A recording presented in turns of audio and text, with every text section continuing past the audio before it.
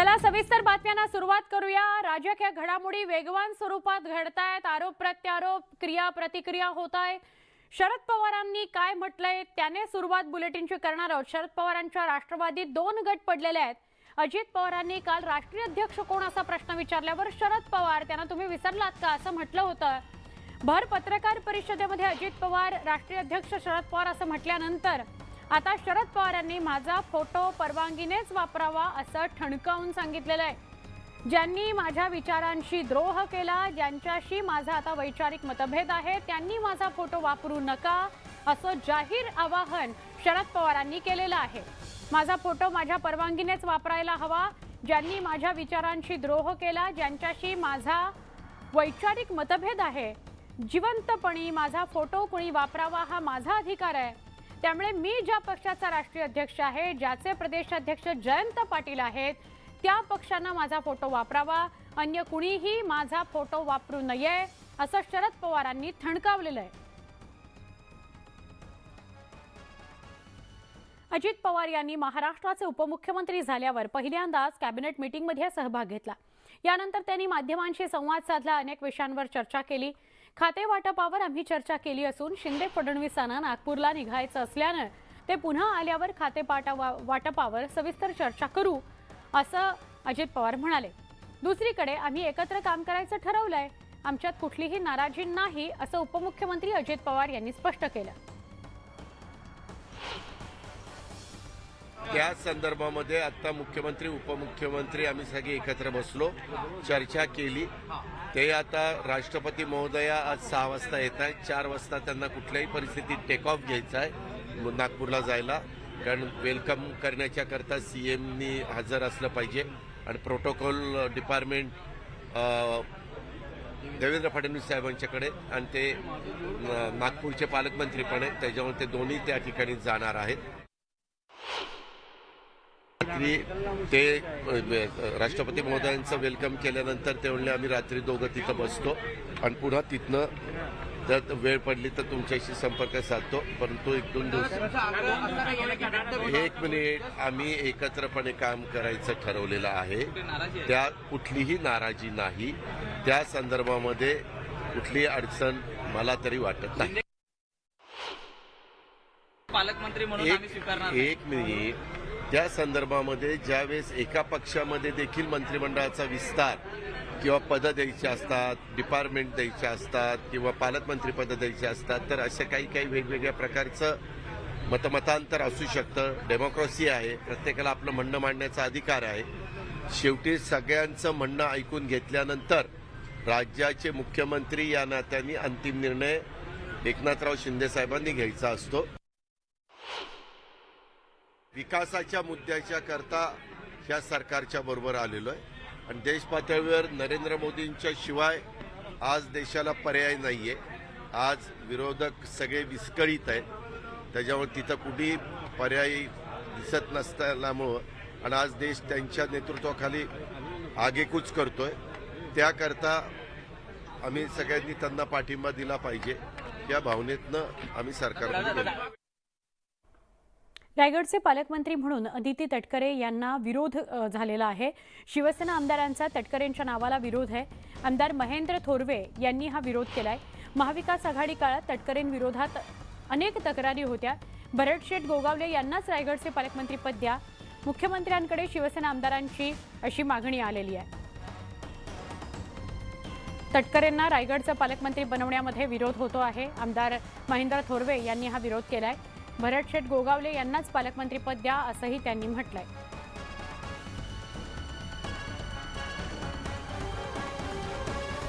आमचे प्रतिनिधी तुषार उपनवर यांना विचारूया। तुषार, इथे आता पालकमंत्री एनसीपीच्या कुणाला करायचं किंवा करू नये या संदर्भातली नाराजी बघायला मिळते।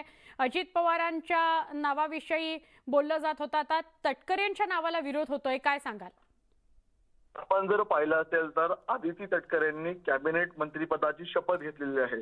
आदिती तटकरे हे आपल्या रायगड जिल्ह्यातून येत असतात आणि याच रायगड जिल्ह्यामधून शिवसेनेचे 2 आमदार आहेत, एक महेंद्र थोरवे आणि एक आहेत आपल्याला भरतशेठ गोगावले।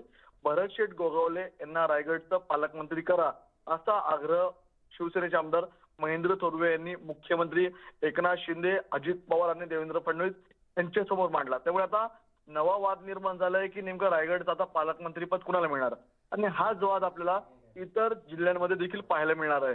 तर इतर जिल्ह्यांमध्ये देखील जे राष्ट्रवादीचे मंत्री झालेले आहेत त्यांना असं वाटणार आहे की आम्हाला आमच्या जिल्ह्याचं पालकमंत्री पद मिळावं, आणि नेमकं त्या भागामध्ये भाजपाचे किंवा शिवसेनेचे मंत्री आपल्याला असल्याचं पाहायला मिळतंय. त्यामुळे आता पालकमंत्री पदाचा तिढा नेमकं एकनाथ शिंदे, देवेंद्र फडणवीस, अजित पवार कसा सोडवणार याकडे संपूर्ण राज्याचं लक्ष लागलेलं आहे. मात्र तुर्तास तरी रायगड जिल्ह्याचं पालकमंत्री कोणाला मिळणार यावरून मात्र पेच निर्माण झालेला आहे. सुवर्णा, नक्की धन्यवाद माहिती दिल्याबद्दल. एनसीपीच्या नव्या पक्ष कार्यालयाचं उद्घाटन करण्यात आलंय. उपमुख्यमंत्री अजित पवार यांच्या हस्ते राष्ट्रवादी काँग्रेसच्या नवीन कार्यालयाचं उद्घाटन झालंय. मंत्रालयासमोर राष्ट्रवादी काँग्रेसचं नवीन कार्यालय असणार आहे. या कार्यालयाच्या उद्घाटनावेळी कार्यकर्त्यांनी मोठी गर्दी केली होती. एनसीपीचं पक्ष कार्यालय ज्याचं उद्घाटन झालं, हे नवीन कार्यालय मंत्रालयाच्या बरोबर समोर असणार आहे.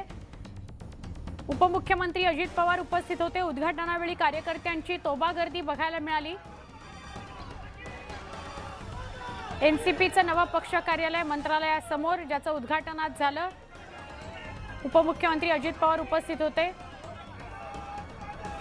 त्यांच्याच हस्ते उद्घाटन झालेलं आहे. मोठी गर्दी जमलेली होती कार्यकर्त्यांची.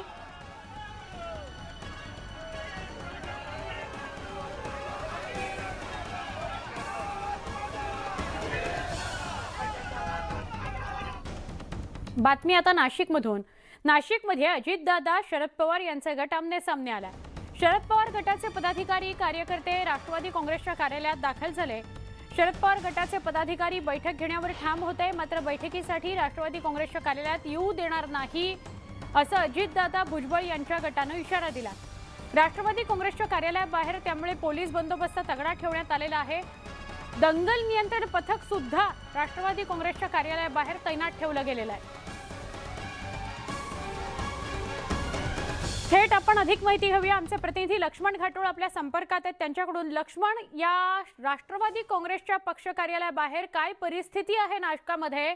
दोन्ही गटांचे कार्यकर्ते आमने सामने आलेले आहेत. खरं बघता असं ऐकू आलंय, असं कळतंय की जिल्ह्यामधले सगळे आमदार हे अजित पवार, छगन भुजबळ यांच्या सोबत आहेत. नाशिकमध्ये एक राजकीय पॉलिटिकल हाय व्होल्टेज ड्रामा जो आहे तो आपल्याला पाहायला मिळतोय. नाशिकच्या राष्ट्रवादी काँग्रेस पक्षाच्या कार्यालयाबाहेरची ही दृश्य आपण बघतोय. बॅरिकेटिंगच्या आतमध्ये असलेले हे सगळे अजित पवार आणि छगन भुजबळ यांचे समर्थक एकत्र झालेले आहे. आज सकाळपासून हे समर्थक जे आहे ते अजित पवार असतील, त्याच्यानंतर छगन भुजबळ असतील, या नेत्यांच्या समर्थनार्थ घोषणा देत आहे. तर समोरच्या बाजूला शरद पवार यांच्या समर्थनार्थ घोषणा देणारी एक गट जो आहे तो या ठिकाणी दाखल झालेला आहे. आणि एक मोठं हाय व्होल्टेज ड्रामा जो आहे आपल्याला पाहायला मिळतो. आपल्यासोबत शरद पवार यांच्या समर्थनार्थ आलेले काही कार्यकर्ते, काय प्रतिक्रिया आपली आहे? आम्ही सगळे लोक शरद पवार साहेबांबरोबर आहोत. आणि कालपर्यंत आधी दादा पवार साहेबांनी पण सांगितलं का पक्षाचे राष्ट्रीय अध्यक्ष हे शरद पवार साहेब आहेत. त्याच्यामुळं आम्ही सगळे लोक शरद पवार साहेबांबरोबरच आहे. जे लोक कालपर्यंत जे लोक बोलत होते खोके आले त्यांच्या बरोबरीले जाऊन बदले, मग कार्यकर्त्यांनी करायचं काय?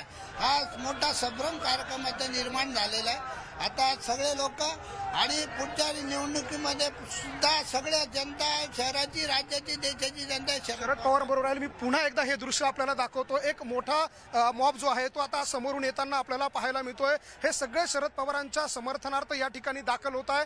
राष्ट्रवादी काँग्रेस पक्षाच्या कार्यालयाच्या समोर हे सगळे कार्यकर्ते दाखल होत आहे. हा सगळा मॉब घेऊन हे सगळे कार्यकर्ते जे आहे ते आता राष्ट्रवादी काँग्रेस पक्षाच्या कार्यालयामध्ये दाखल होत आहे. गजानन शेलार हे नेतृत्व करत आहे. हातात गळ्यामध्ये आपण बघितलं तर शरद पवार यांच्या समर्थनार्थ अशा प्रकारचा फलक जो आहे तो या ठिकाणी लावण्यात आला आहे. किती आले, किती गेले, भरारा आजही आहे साहेबांचा दरारा, अशा प्रकारचा आशय जो आहे तो या फलकावर आहे. गजानन शेलार या ठिकाणी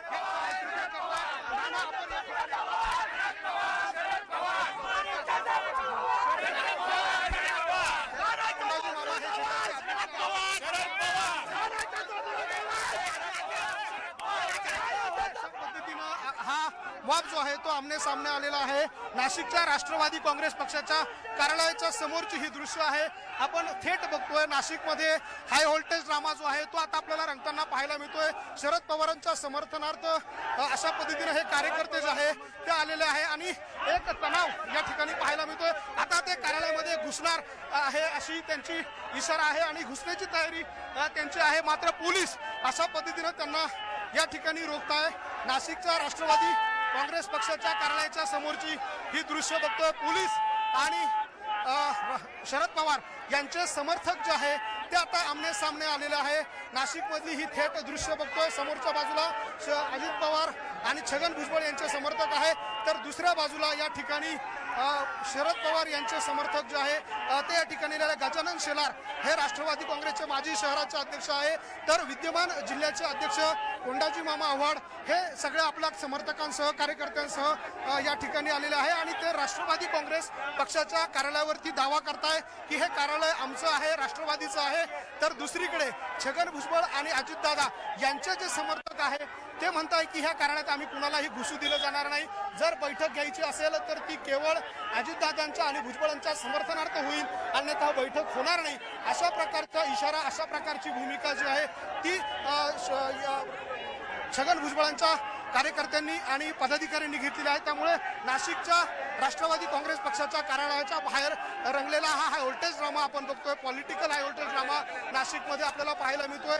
दोन्ही पक्षाचे कार्यकर्ते आमने सामने आलेले आहे. पोलीस या सगळ्यांना या ठिकाणी रोखून धरताय आणि या पोलिसांनी रोखून धरल्यामुळे एक तणावाचं असं वातावरण या ठिकाणी आहे. एकमेकाकडे हाताचे इशारे करून जे आहे ते आपण या सगळ्यांना या ठिकाणी रोखलेलं आहे. एकमेकाला धक्काबुक्की करून हे सगळे कार्यकर्ते जे आतमध्ये घुसण्याचा प्रयत्न जो आहे तो या ठिकाणी करताय. नाशिकच्या राष्ट्रवादी काँग्रेस पक्षाच्या कार्यालयाच्या बाहेर काय प्रतिक्रिया तुमची? आज आमची अशी प्रतिक्रिया आहे की शरद पवार साहेबांनी या सगळ्यांना मोठं केलेलं आहे आणि आपण जर बघाल तर ईडीच्या धाकाने यांनी आमचं कार्यालय देखील बळकावलेलं आहे. आज ज्या पवार साहेबांना हे गुरु मानतात अशा या गुरुवर प्रत्यार्पण करण्याचं काम, प्रत्यार्पण करण्याचं काम यांनी केलेलं आहे. त्यांचा आम्ही निषेध करतो आणि यांनी पुन्हा साहेबांबरोबर यावं अशी आमची अपेक्षा आहे. हे कार्यालय आमच्या राष्ट्रवादीचं आहे. आपण बघतोय राष्ट्रवादी काँग्रेस पक्षाच्या कार्यालयाबाहेर शरद पवारांच्या समर्थनार्थ आलेल्या कार्यकर्त्याची ही प्रतिक्रिया आपण बघितलेली आहे आणि अशा पद्धतीचं एक वातावरण जे आहे ते आपल्याला या ठिकाणी पाहायला मिळतंय. ही दृश्य मी पुन्हा एकदा आपल्याला दाखवतो की कार्यकर्ते जे आहेत ते अशा पद्धतीनं एकमेकाच्या अंगावर जात आहे, एकमेकाला धक्काबुक्की करताय. पोलीस देखील या ठिकाणी या सगळ्यांना रोखण्याचा प्रयत्न करताय. आपण या सगळ्या पदाधिकाऱ्यांशी शरद पवार गजानन शेलार आपण या दृश्यांमध्ये बघतोय. कोंडाजी मामा आव्हाड या ठिकाणी आहे आणि हे सगळे नेते आपल्याला पाहणं काय दादागिरी चालली, अधिकाराचा कसा गैरवापर होतो ते पहा. दादागिरी काय करत नाही आणि म्हणजे पवार साहेबांना मानणारा नाशिक जिल्हा आहे.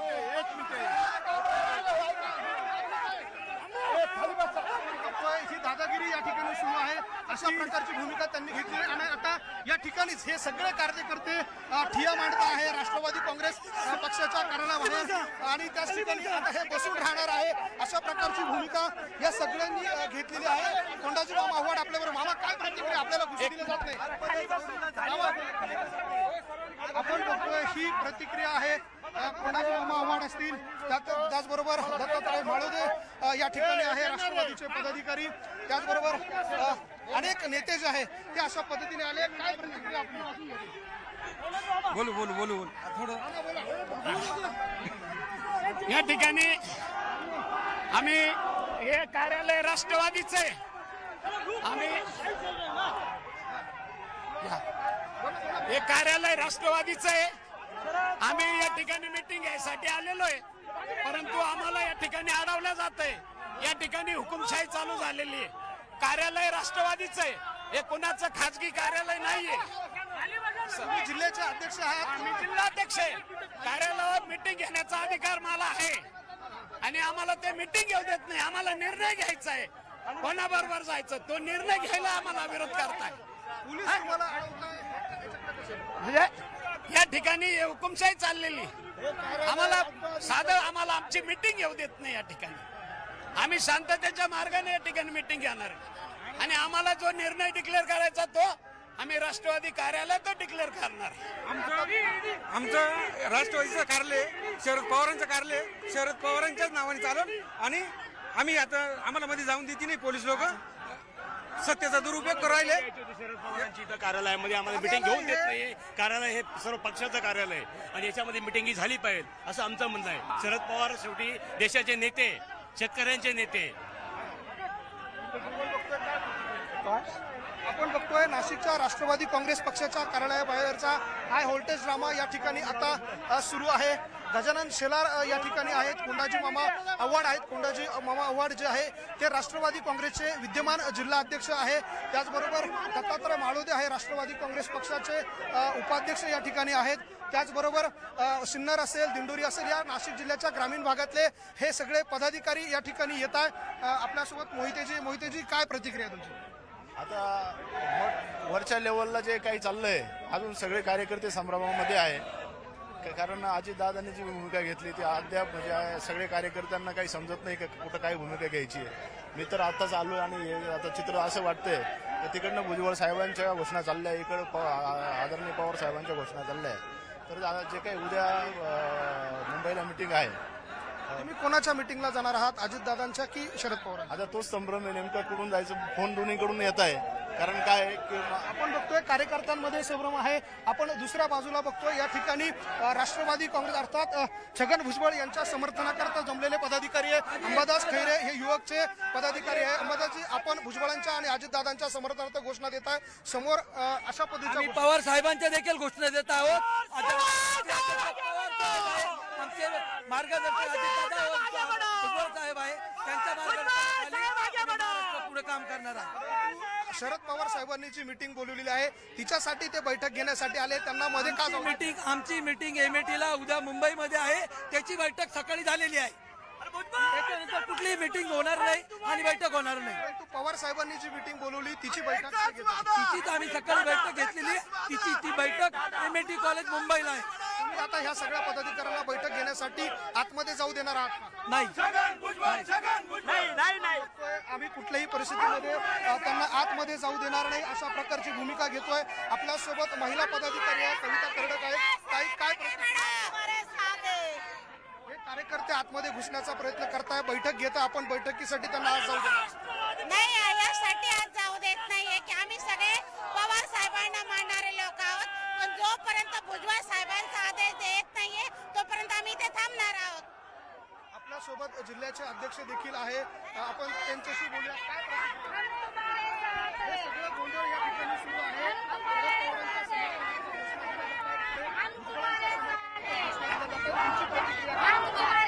हे खरं म्हणजे सगळे शरद पवार साहेबांचेच कार्यकर्ते या ठिकाणी आहेत.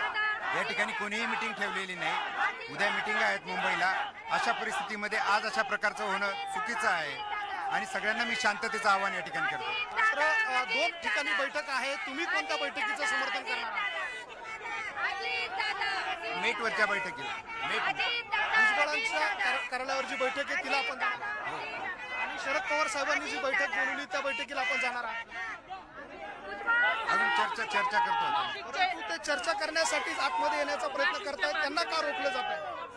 ते चर्चा करण्यासाठी या ठिकाणी आले, त्यांना का रोखलं जात आहे? सगळ्यांनी शांतता ठेवावी. पवार साहेबांचं नेतृत्व सर्वांना मान्य आहे.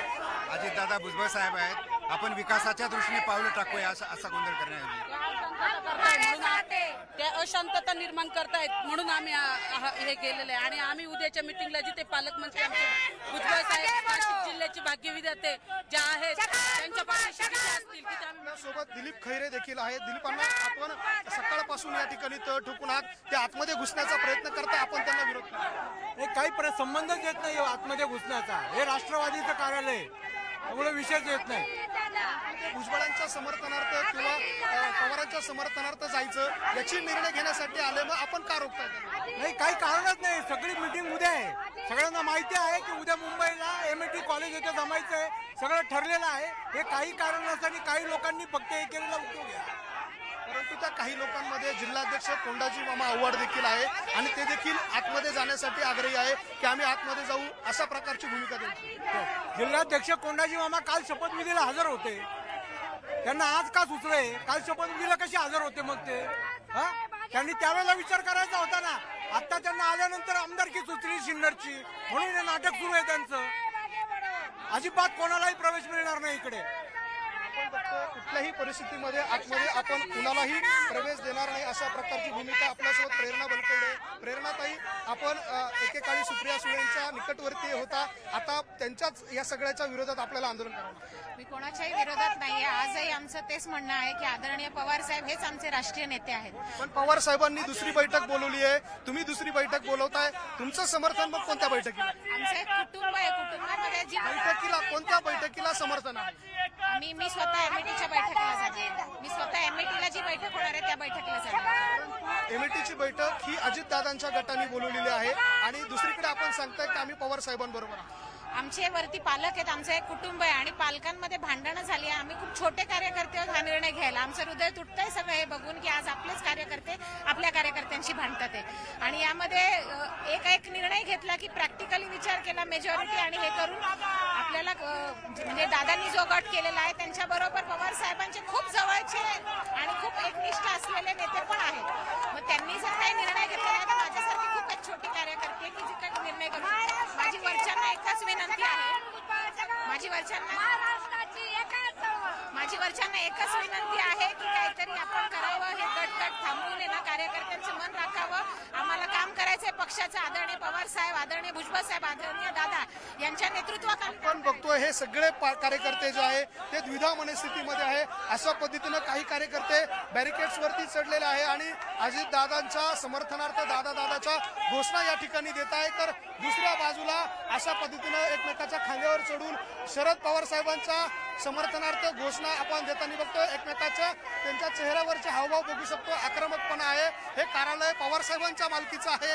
अशा प्रकारची घोषणाबाजी जी आहे ती या सगळ्या कार्यकर्त्यांकडनं दिली जाते.